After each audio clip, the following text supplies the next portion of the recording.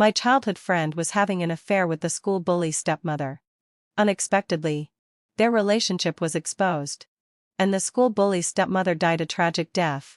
Years later, my childhood friend achieved great success. The first thing he did was to pour boiling oil down my throat, torturing me to death. Only then did I know that after he found out I had a crush on him. He believed I had deliberately informed on them and ruined his love. When I opened my eyes again, I was back on the day I discovered their affair.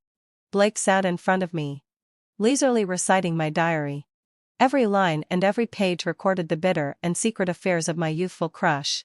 At the end, his eyes were cold, and he kicked me in the abdomen. Serena, being liked by someone as despicable as you is really a mockery. The sudden pain made my body arch. I was in agony but too weak to scream. Because before this, Blake had poured boiling hot oil into my throat, ruining my voice.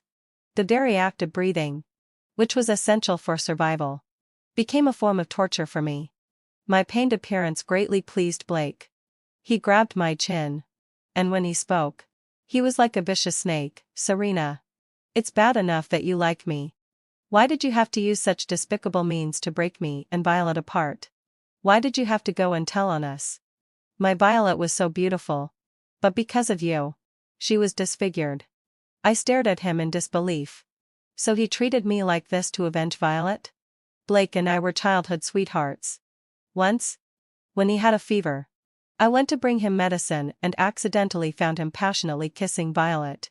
At that time, I still had a crush on Blake. When I learned that they were together, my first feeling was not shock but panic. Blake was still a student. If it was discovered that he was having an affair with a married woman, I couldn't even imagine the gossip and rumors that would follow. Moreover, Violet was not just anyone. She was the school bully's stepmother. What if Blake's future was ruined, and because of this? I couldn't bear to see him fall from the altar into the mire, so I tried to persuade him kindly, hoping he would think about his future. But Blake took this as a medal of his unwavering loyalty and told Violet about it. The two of them put on a loving show in front of me. As the saying goes, you can't hide the truth forever. Half a year later, their relationship was exposed. Violet was almost beaten to death by her enraged husband, and her right face was disfigured by a shard of glass. She couldn't bear the blow and committed suicide by cutting her wrists. Blake, one out of Surrey, being a student, managed to escape serious consequences. I clarified countless times with Blake about this matter, and he seemed to believe me. I thought he believed me because we were childhood friends and knew each other's personalities well, but only at this moment did I realize that Blake didn't really believe me. He was just waiting for the right time to take revenge. When my parents found me, I was already a cold corpse in the morgue. Blake knew exactly how to destroy someone. He deliberately found a group of hooligans to humiliate me and filmed a video. After I died, he spread the video online and hired internet trolls to slander me, saying that I had participated in an orgy and got what I deserved. My parents, as the elderly losing their young child, not only had to endure the grief but also faced people's disdain. They were heartbroken and seemed to age 10 years overnight. At night, when no one was around, they held my memorial tablet and wept bitterly. I watched as they lost their jobs, sold their house and car, and lived on steamed buns and pickles every day, struggling to get by. 12 years after my death, the case file was sealed in a craft paper bag and piled up in a corner of the police station, unnoticed. Yet my parents, without rest, tried their best to uncover the truth of my murder. A night before the truth came to light, Blake paid a visit. My parents happily welcomed him in, thanking him for the physical evidence he had sent. It was not until they drank the drugged wine and their consciousness became blurred that Blake revealed his true colors. Blake's eyes were wild with madness, and he proudly played the video of me before my death in front of them. You fools! Why do you think I helped you secretly? Of course, it's because I'm the murderer. All these years, I've watched you scurry around like rats in the gutter. That feeling was really interesting. Blake proudly reenacted my struggle and despair before death in front of my parents. These were secrets, and only the dead could keep them. Blake laughed and left, setting a fire to destroy all the evidence. But Blake didn't know that his crimes would be live-streamed to the public through a hidden mobile phone in the room. In the raging fire, my parents' lips curved slightly, and they held my memorial tablet in their arms. "Serena, don't be afraid. Mom and Dad are coming to you." As early as a year ago, my parents had discovered the truth. But Blake was wealthy and powerful. Swinging him rashly would be like a mantis trying to stop a chariot. They were determined to die and planned this deadly trap today. They pretended to get along well with Blake, making him lower his guard and confessing the past. The live-streamed son case had a huge impact. Blake's crimes were so heinous that he was sentenced to death. But Blake spent a large sum of money hiring the most famous legal team in the industry. Under the influence of money, the death sentence was commuted to a suspended death sentence. For the powerful and wealthy, a suspended death sentence is almost equivalent to being acquitted. Blake only served 3 years in prison before being released. Fortunately, evil people get their due. A month after Blake was released from prison, he was stabbed to death by a deranged, mentally ill person. When I opened my eyes again, I was reborn. I was moved to tears at the sight of the familiar furnishings. My mother's nagging was in my ears. My ears were buzzing. The bed in the bedroom was only 3 meters away from the door. But I stumbled as if I had run for a lifetime. My mother was puzzled and put her hand on my forehead. "Are you also running a fever?" My mother was assertive, while my father was gentle and kind. Normally, head until self-niad session, I wouldn't make such affectionate gestures with my mother. She took out a thermometer and asked me to put it under my armpit. After finding that there was nothing wrong, she felt slightly relieved. "The flu is severe recently. Pay attention to your health at school and don't let it affect your studies.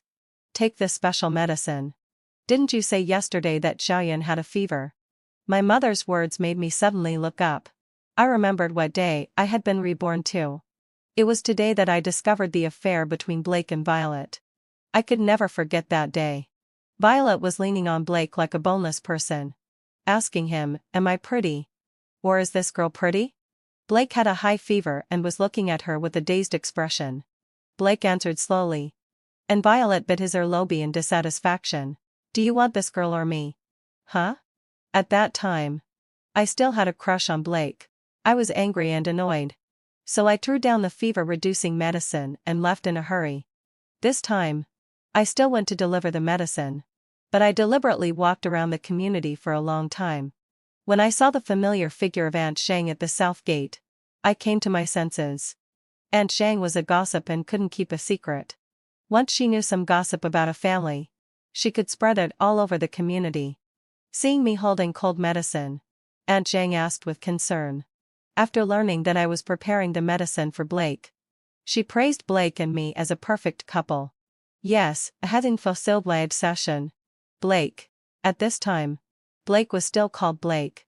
Blake was the name he took after he was recognized by his ancestors. When Blake changed his name, I asked him, "Why Blake instead of Song?" "Blake means parting. I want to say goodbye to my you can use, miserable here past." At that time, I was naive and thought that the miserable past he referred to was the time when he was mistaken for a bastard and bullied.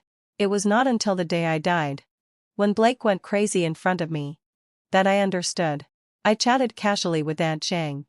When we said goodbye on the pebble road in the community, I slipped and fell to the ground.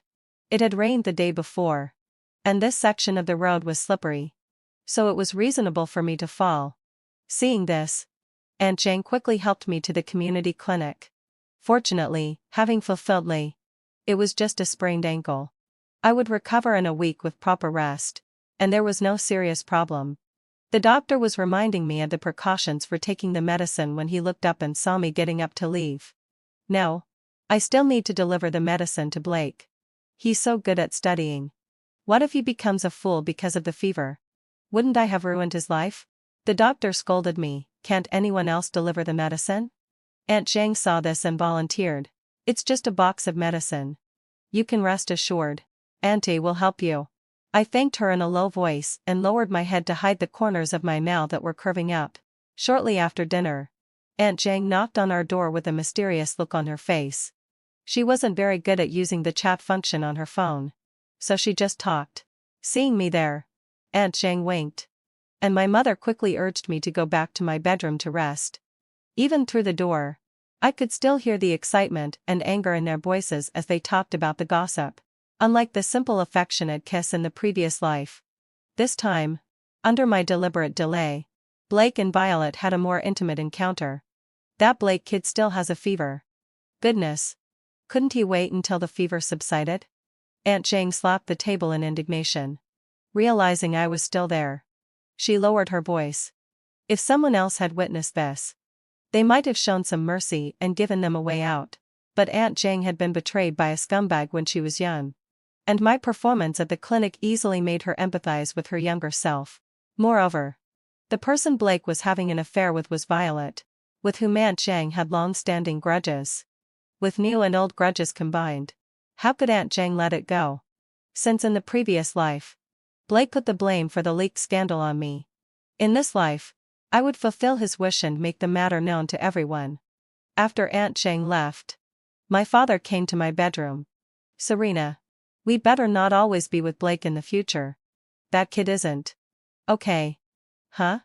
My father didn't expect me to be so cooperative and grinned from ear to ear. Wanjun. I persuaded Serena. You can't go back on the 100 you promised me. My father went out smiling, asking my mother for the reward. Because of the sprained ankle, I took a week off. Every day, I would look out of the window. From the window of my bedroom, I could clearly see where Blake was going. In the previous life, I would count the time and go downstairs just to have an encounter with Blake, who was waiting for the bus. Blake was good at studying, handsome, and tall, and was particularly popular among the aunts. Every time I went downstairs, there were crowds around him. Now, there were still many aunts around Blake, and it didn't seem to have affected his popularity. This was not surprising. After all, when it comes to affairs between men and women, it's often the fox spirit who is criticized. After my leg healed enough for me to walk, I returned to school. Time in high school was very tight. In just a week, the test papers on my desk had piled up like a hill. I focused on organizing them and had no time to pay attention to other things. After class, my desk mate gathered around me, eagerly asking about my injury. As we talked, the topic turned to Blake. Student, she has been acting strange these days. He hasn't come to school for several days. I wonder if something happened to him? I wasn't surprised. After being seen by Aunt Jane that day, almost everyone in the community knew that Violet was flirting with a man, with Blake's lovesick nature. He was probably going to comfort Violet. I responded with a few words and stopped the topic. I saw Blake again a month later. There was a hint of ferocity in his eyes and brows. He walked up to me and said, "Serena, come out for a moment. I have something to talk to you about." Oh, I'm busy, and I don't have time to accompany you." Blake was annoyed, but he refrained from lashing out because we were in the classroom. The class bell rang, interrupting Blake's next move. Throughout the day, he still didn't give up. He asked me 6 or 7 times repeatedly. My desk mate could hardly bear it and secretly wrote me a note, "Serena, Scholar Blake rarely asks you for help. Just go out with him." Blake was a top student with outstanding looks and always had a lot of admirers. But over the years, he had never been involved in any gossip with female classmates. Even the teachers wouldn't put him on the list of those likely to have a puppy love. After all, he publicly rejected the school belle's confession, bluntly and unfeelingly mocking her. "I won't date a girl who can't even pass math." Blake and I had similar academic performance, and we were childhood friends. So, when he said those words of rejection, almost everyone thought Blake was indirectly confessing to me. They thought we didn't get together because we were following the rules and abiding by the regulation that high school students shouldn't have a puppy love. But no one expected that Blake didn't like girls of the same age at all. What he liked was a charming and mature woman like Violet. Thinking of this, I couldn't help feeling nauseous. My desk mate noticed my attitude and didn't say anything. But I never expected that this damn scoundrel, Blake, let out a low sigh, would come up with such a despicable method. On my way home, I was still thinking about my review notes when suddenly there was a sharp pain in the back of my neck, and I fell to the ground. When I opened my eyes again, In front of me was Blake's disgusting face. My hands were tied, and I was lying in an unknown warehouse. Blake stood in front of me, grabbing my neck. "Serena, you deliberately played tricks and made people catch me with Violet, right? If it weren't for you, Violet wouldn't have been mocked and broken up with me." His eyes were wide with anger, and they were terrifyingly red. I did use Aunt Jang, but in this life, I didn't appear at Blake's house at all. Yet he said it was me. Could it be that Blake was also reborn? "You couldn't resist the temptation and hooked up with a married woman. Your affair was discovered. And you were mocked. Isn't that only natural? What right do you have to blame me?" I couldn't help but sneer. "Shut up, you bitch." Blake slapped at me. Fortunately, I was agile and rolled over to dodge. If he wanted to hit me, I surely wouldn't let him get away with it easily. I kicked hard with both feet, hitting Blake in the abdomen. Blake was caught off guard and fell to the ground. Looking at his pained expression, I felt a bit of the pent-up anger and my heart relieved. It's a pity that my legs weren't long enough and my flexibility wasn't good enough. Otherwise, I could have kicked him a bit lower. My actions enraged Blake. He spat out a mouthful of blood and walked towards me menacingly. The person in front of me overlapped with the Blake who had tortured me before. This Blake wasn't the sensitive and aloof one. He was sinister, cunning, and ruthless. He grabbed my hair and slammed my head against the wall. "Serena, do you know Wang the Fool?" Of course I knew Wang the Fool. He is the mentally ill person in the neighborhood. I heard that he used to run a steamed stuffed bun shop. Later, his wife ran away with someone else. And he couldn't take the shock. So he became mentally deranged and turned into a madman. I stared at Blake in disbelief. Seeing me like this, Blake laughed even more happily. "Serena, do you think a bachelor who hasn't been with a woman for over 10 years knows where to start when he finally gets the chance?" With a tearing sound, Blake tore my clothes again. "Serena, enjoy the following time well?" As Blake spoke, he opened the door of the warehouse and let Wang the Fool, who had been waiting outside for a long time, in. Then he swaggered out of the door. With a clang, the door was locked. This time, I miscalculated. I didn't expect Blake to be reborn. And even less did I expect that he would be so crazy to take revenge on me. The reborn Blake was a high-powered person who was arrogant and conceited, but I was also confident that I could defeat him. The prerequisite was that I could escape from Wang the Fool. In the dim warehouse, Blake left a flashlight. This was certainly not because he was kind-hearted and knew I was afraid of the dark. He was worried that Wang the Fool, being crazy, wouldn't be able to find my position. I tried my best to hold the flashlight, smashed it, picked up a piece of glass, and started to rub the ropes that bound me. The warehouse was extremely quiet, and I could clearly hear the man's heavy breathing. I ignored my bleeding wrists from the rubbing and sped up my actions. Finally, cunning so foully, the ropes were rubbed through. But Wang the Fool also found my position. I had just run a few steps when he grabbed my ankle. He pounced on me with a laugh. "Whiffy, let hubby give you a kiss." I struggled desperately. But in terms of strength, I really couldn't compete with a crazy adult male. Fortunately, having fulfilled my accept, there's always a way out. I groped around on the ground and found a stone, and took the opportunity to knock Wang the Fool unconscious. After Wang the Fool fainted, I found a wooden box, placed it in a higher position, smashed the glass window of the warehouse, and escaped through it. Before leaving, Blake took my phone, so I couldn't call for help. It was a dark and windy night, and the tree shadows on the road were thick. Every sound made me tremble with fear. What made me even more scared was that I seemed to be followed. At that moment, I ran at the fastest speed in my life. I was fast, but the person behind me was even faster. Unconsciously, having fulfilled my obsessions, I ran into a dead-end alley. The person was approaching step by step, and I tightly held onto a brick. "Serena, are you okay?" A somewhat familiar voice came. I was stunned for a moment and matched the name of the person from my vague memory. "Finn? Why are you following me?" Finn touched his nose. "Following? I was just curious what you were doing coming out of my family's warehouse late at night instead of going home." So that was Finn's family's warehouse. I'll compensate you for the glass of your warehouse. Before that, I hope you can take me to the police station first. Police station? It was not until the moonlight broke through the clouds and shone on me that Finn noticed my embarrassment and distress at the moment. At the police station, I calmly stated to the police what happened today. That I was kidnapped by Blake. After that, I showed the policewoman the marks left by the ropes on my body, including the bruises from Blake's beating.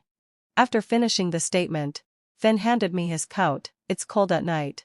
Put on the clothes so you don't catch a cold and get sick. I knew it was Finn's kindness, so I didn't decline. The policewoman's sister kindly brought me a cup of hot water and comforted me. Soon, let out a low sigh. My parents came to the police station. The situation was so sudden that my father didn't even realize he had lost one of his shoes. My mother asked me in confusion, "Serena, didn't you send me a message saying you were going to your desk mate's house to do homework? Why are you at the police station?" Blake was quite thoughtful. Worried that my parents would come out to look for me if they were afraid I'd be home late, he sent them a text message. I told them again about the near-death experience today. Blake's mother died early. I pitied him for being alone and helpless. So over the years, I've taken care of him in all kinds of matters, big and small. But I never expected that after all my care, I'd end up with such an ungrateful wretch. He wanted a fool to ruin Serena. Does he have any conscience left? Soon, let out a low sigh. Blake was brought to the police station. Seeing that I was safe and sound, he looked disappointed.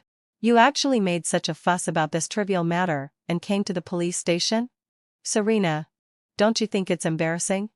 Besides, you're standing here perfectly fine, aren't you?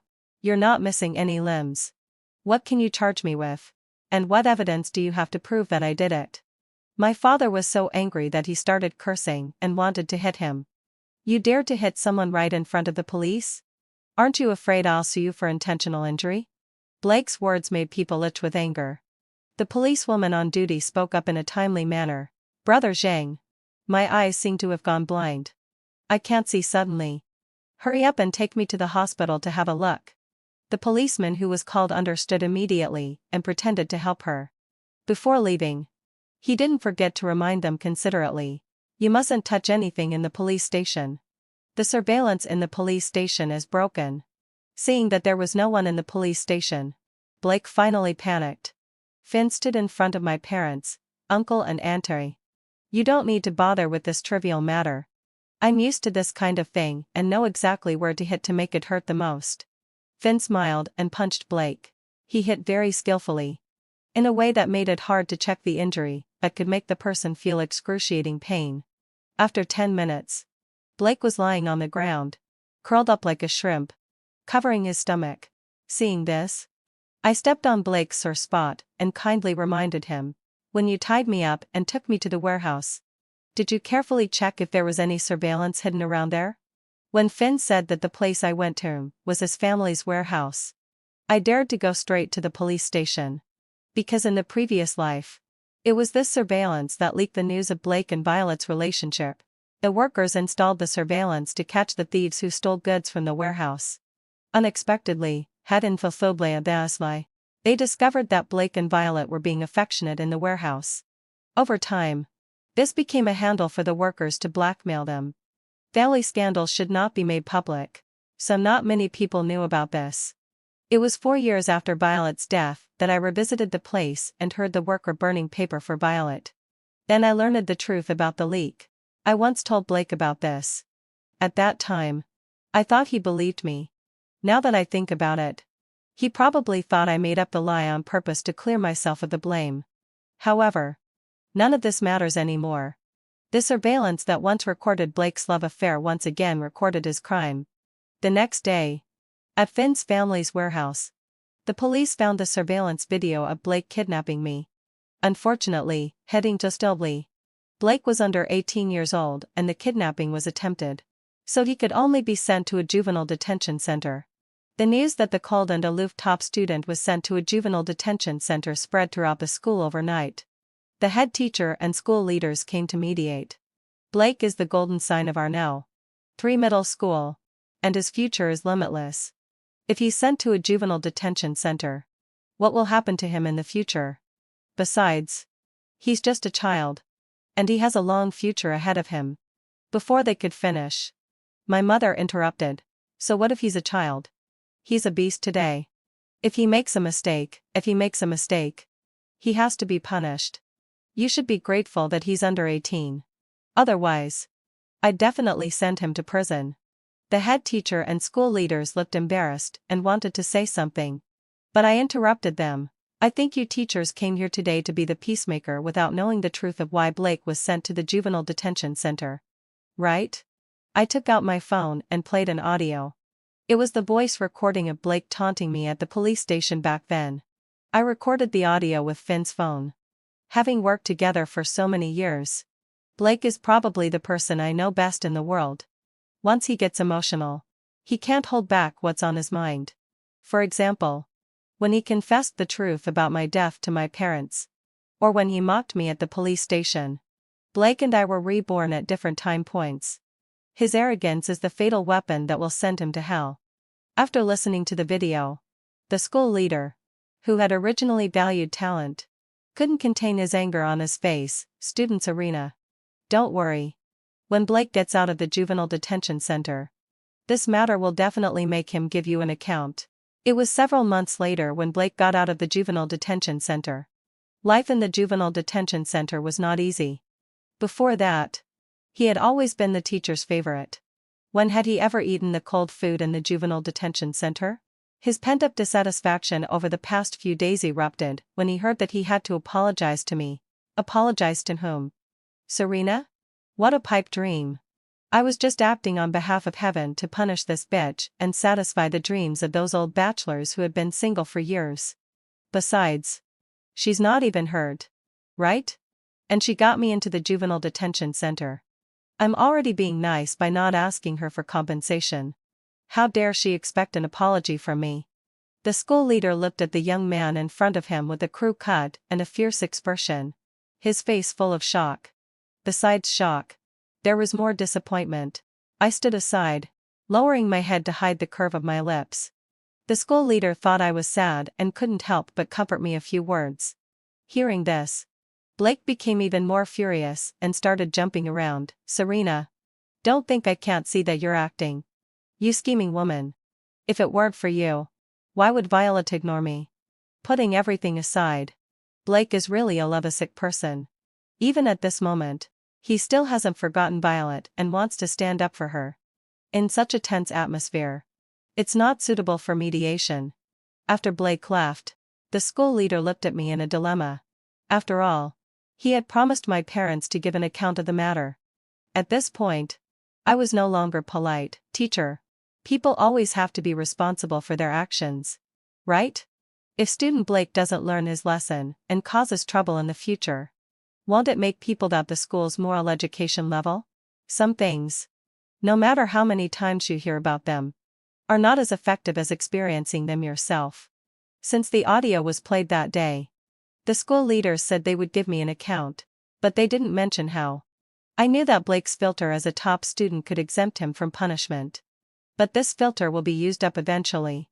At my request, Blake's school record was marked with a major demerit. I couldn't help but feel a bit regretful. But I also knew that Blake's status as the top student in the grade had brought him too much protection. As I walked out of the office, I could still hear the discussions inside. Although Blake is arrogant, his academic performance is obvious to all. And before this, he hadn't done anything too outrageous. Is giving him a major demerit too much? You see, this is how the world is. It always reveals its unfairness inadvertently. Even though, during the time when Blake was away, I had surpassed him and become the top student in the grade, there were still teachers who thought I got the first place because Blake wasn't there. Even though I'm an innocent victim without any faults, the scale still tilted towards Blake in the end. It doesn't matter. I will get back everything that belongs to me. Soon, went out a low sigh. The joint examination of 8 schools came. When the scores were released, my name can be translated as conspicuously or prominently at the top of the score list. As for Blake, he failed to make the list. The school leaders were shocked by this. especially Blake's head teacher who had always strongly supported him. In his eyes, Blake was a rare genius. How could he lose in such a small exam? They searched for the reason and finally found a root cause on Blake's answer sheet. In this exam, Blake didn't answer any questions at all. The answer sheet was filled with violet. The teacher earnestly advised Blake, Blake, cheer up. You can't make such a joke just because this test paper is easy.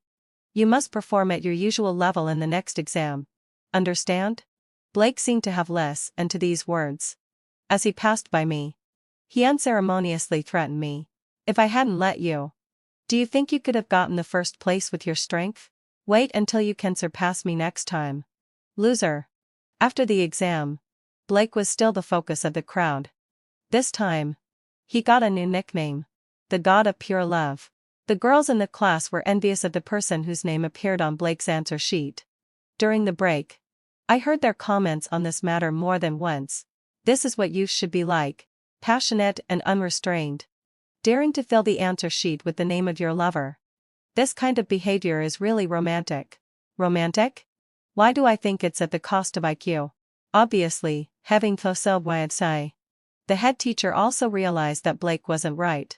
During the break, he called me to the office. Serena, you and Blake are childhood sweethearts. You should persuade him more. Tell him to focus on his studies and not mess around with such nonsense. Teacher, have you forgotten what Blake did to me in the principal's office? Why do you think Blake will listen to me?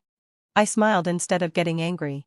Besides, do you think that if Blake focuses on his studies, he will definitely be able to surpass me? The head teacher was so angry that he scalded his tongue with hot water. You kid. Why are you so arrogant? If it weren't for the simplicity of this test paper, do you think you could have surpassed Blake? Let's wait and see. The head teacher's prejudice had been around for a long time. Previously, before Blake got together with Violet and before he started neglecting his studies for her, Blake and I always had similar grades. Every time I got the first place and Blake got the second, the head teacher would tell me, you should thank Blake. If it weren't for his carelessness in the basic questions, how could you have won the first place? If it weren't for the simplicity of this test, how could you have scored higher than Blake? If it weren't for Blake having a fever and not performing well, how could you have beaten him? At that time, I was stupid. I studied hard just to let Blake see my excellence and even acquiesce to what the head teacher said. But this time, I'm working hard only for myself. I'm no worse than anyone. Especially that shameless villain Blake. The academic pressure in senior year of high school was great. But it was just a normal routine for me. While the head teacher was persuading Blake to attach importance to his studies, I was doing real exam questions from previous years. While Blake was waiting downstairs at Violet's house, hoping she would change her mind and showing his love publicly, I was organizing my wrong questions. While Blake was taking Violet home and being affectionate with her, I was correcting my English pronunciation. My parents saw my efforts and advised me more than once, Serena, take a proper rest. Calm down, work and rest. Don't push yourself too hard and get sick. I knew their concerns. But they didn't know that only when I was completely absorbed in my studies could I stop the tragic scenes of my previous life from flashing through my mind. Of course, that's not all I did. During the time when Blake was in the juvenile detention center, I registered an identity named death.IU on the internet. Every month, I would update a death list. The first person on my death prediction list was the movie Emperor Cain. I predicted that he would die on his 30th birthday. Cain became popular again because of a movie and was at the peak of his popularity. My behavior of courting bad luck attracted a large number of insults, curses, and even personal attacks from Cain's fans. On Cain's 30th birthday, he directly went live to confront me. In front of hundreds of thousands of netizens, Cain was stabbed to death by a mentally ill person with a knife. Thanks to this Weibo post, I gained hundreds of thousands of followers and became a blogger that people both eagerly anticipated but dared not urge for updates. They were very afraid of appearing in my prediction and becoming one of the names on the death list. Yet they also looked forward to my updates. Of course, only I knew that these so-called predictions were just records of the future based on the past. I relied on my good memory of the previous life. Cain deserved to die. The mentally ill person who killed him was none other than the mother of the little girl he had once violated and cyber-bullied to death. Cain made a big show to increase his popularity and was negligent in his precautions, giving that mother a chance for revenge. There are two types of people on the death list, the dead and the survivors. Most of the dead are people with moral flaws. These people welcome death in a state of unease and arrogance. For the survivors, I would teach them ways to avoid disasters, allowing them to survive. As time passed, the fame of death got grew bigger and bigger. The purpose of creating this account was to draw out a big fish named Max. Max is the eldest son of the wealthy Max family. 2 years later, he will die in a plane crash. Blake will also take this opportunity to be found by the Max family, inherit billions of family wealth, and achieve success. But this time, I will never give him this chance. Time flew by, and soon it was the day of the college entrance examination. I walked into the examination room full of confidence.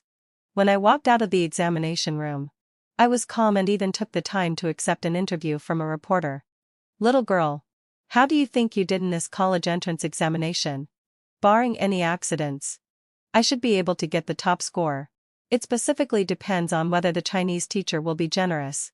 After the interview video was released, I was ridiculed by some people. They thought I was too arrogant. The head teacher also said the same. "Serena, the teacher knows you're good at studying, but you should be more modest, right?" What's more, Blake also took the college entrance examination. It's still uncertain who will be the top scorer. "Then you must remind Blake not to write his girlfriend's name on the answer sheet." The head teacher hung up the phone resentfully. After the college entrance examination scores were released, I indeed became the top scorer. The recruitment offices at Tingshui University and Peking University kept calling my home to promote themselves. The head teacher, who was no longer as arrogant as before, apologized to me. As for Blake, I heard that he fell asleep during the exam and handed in a blank answer sheet. Even so, when I saw Blake again, he still had a haughty expression. He provoked me. "Serena, so what if you're the top scorer in the college entrance examination? After graduation, you'll still have to work for others, right?" Oh, but I'm still better than you. A good-for-nothing who talks big but can't even fill out an answer sheet." My unsparing mockery enraged Blake. He reached out to hit me. Unfortunately, he was knocked down by me in just a few minutes. Ever since the incident with Wang the Fool, I've asked my father to take me to a martial arts gym to practice with professional teachers. Every day, I train my strength to prepare for such special situations. Blake has average physical strength, and after being with Violet, he was even more physically exhausted. It's not easy to subdue an adult man, but knocking him down is a piece of cake. Blake shouted, saying he would sue me for intentional injury. I kicked him in the back of his knee. Caught off guard, he knelt down. I sneered and said, "Then go ahead and sue. Not to mention that this is self-defense. I'd really like to see what others think of you. A useless wimp who can't even beat a woman." Blake was resentful but helpless. On my way home, I met Finn. "Serena, if it weren't for your notes, I wouldn't have been admitted to a first-tier university. Thank you. Let me treat you to a meal." "No need for a meal. Just transfer the money as a token of gratitude to my bank card. Any amount will do. You can decide." Finn's notes, of course, weren't free. In my previous life, if it weren't for Blake, that troublemaker, I would still be a top-notch lecturer with a promising future. I customized targeted review notes and knowledge manuals for paid teaching. Finn was naturally one of my customers. With Finn's promotion, the notes were printed into booklets and spread widely. Of course, the author of the notes was the top scorer in the college entrance examination. Not my name. While I was soaking in the university library, looking for like-minded partners, Blake was still acting out a heart-wrenching drama with Violet. After the college entrance examination, Finn's father returned from business and found out he was cuckolded. Before he could seek revenge, Blake came to his door, advocating the theory that true love is blameless. I heard that Finn's father was so angry, and if it weren't for the people around stopping him, Blake might have lost his life then and there. Blake didn't die, but his right leg was broken and he became disabled. Finn's father waved his hand and threw down 300 yuan for Blake to treat his leg. Finn's father gave Violet two choices: 1. Stay with this disabled Blake. 2. Let bygones be bygones and return to his side. Violet had been with Finn's father for so long that she knew exactly what kind of person he was. Vengeful. Saying, "Let bygones be bygones," was just a lie to deceive people. Immediately, she chose to be with Blake. Blake was very touched. But in less than a week, Violet ran away with Blake's savings. Before leaving, Violet didn't forget to mock him. "If it weren't for your pastorin, how could I have ended up like this? You're young and weak. Why do you think I was with you in the first place? It's all your fault. If it weren't for you, I could have stayed with Finn longer." Only then did Blake realize that Violet's showing favor and attention to him was to make Finn jealous and to prove her charm through him. Blake couldn't believe it. After this incident, he was severely hit. He became listless and often let out strange screams in the middle of the night. The neighbors couldn't stand his crazy behavior and complained to the property management one after another. The original landlord didn't want him to live there anymore, so he compensated Blake a few thous and yuan and kicked him out.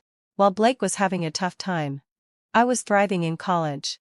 The death notice finally attracted a big fish like Max.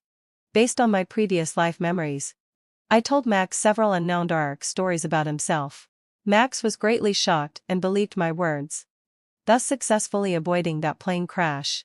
Of course, I didn't only remind Max, but also the crew of MU 9000 and 963. The predictions at Death 9 were almost always accurate. Moreover, since it was about personal safety, the crew adopted my suggestion and cancelled that flight. This move directly saved 367 people from disaster and hundreds of families. Since Max was safe, Blake's existence became a stain. When he limped to the Max family to claim kinship, he was unsurprisingly kicked out by the Max family members. In the previous life, Blake was the top scorer in the college entrance examination, an outstanding person, and happened to appear at the moment when the Max family needed him, so he was naturally treated as an honored guest. But now, he was a good-for-nothing involved with a married woman, who handed in a Blake college entrance examination paper and had a criminal record. His fate was predictable. After all, he was their biological son. So the Max family still gave Blake 1 million yuan for living expenses. However, Blake invested this money in the stock market. At this point, he remembered to use his previous life experience. Without hesitation, he invested the whole 1 million yuan, only to end up losing everything. Not believing it, he borrowed another 1 million yuan from loan sharks and threw it into the stock market, with the same result. He certainly didn't know that the account of Death 9 had saved several billionaires who shouldn't have died in their previous lives, and invisibly changed the outcome of the stock market. His idea of getting something for nothing was just nonsense. The loan sharks came to collect the debt. Since Blake couldn't repay, he was sold to Thailand and became a member of a local famous performing troupe. Even so, his meager salary was still not enough to pay off his huge debt. Blake took a desperate approach and started selling his body. However, the people he served were those with special hobbies. In less than a year, Blake became skin and bones. Later, during the service, he was bought by a big shot. He thought he could rise to power, but he didn't know that his fate clashed with the big shot's. The big shot bought him to take him along and torture him day by day. There, Blake was living a life worse than death. Unfortunately, having fulfilledly, his tongue was cut off, and his fingernails were pulled out. He couldn't live and couldn't die. Until one night, Blake was cleaned up and taken out of the water dungeon. He watched the big shot who had tortured him day and night being extremely respectful to a girl. After the big shot left, Blake stared in disbelief. Lee, trying to say something with a mutilated tongue, Blake, how does it feel to live a life worse than death? I said that I would get back at you 1,000-fold or even 10,000-fold for the suffering you caused me. I pressed on Blake's wound until it burst open. I didn't stop until I saw him gnashing his teeth in pain. An hour later, The big shot came in. The big shot was on the death list. I predicted that he would encounter trouble this year, and also gave him the solution. I came here today to confirm this link. Miss Ninth, what do you think? I shook my head. You can get through this difficult time. But you still need to be careful. Especially beware of Dylan's schemes. Lest you be counterattacked. As I spoke, I glanced at Blake unintentionally. Judging from his eyes, I knew he understood. The big shot clapped his hands. And Blake was taken away again. From his terrified eyes, I knew a new round of hell had begun. The end of the full text.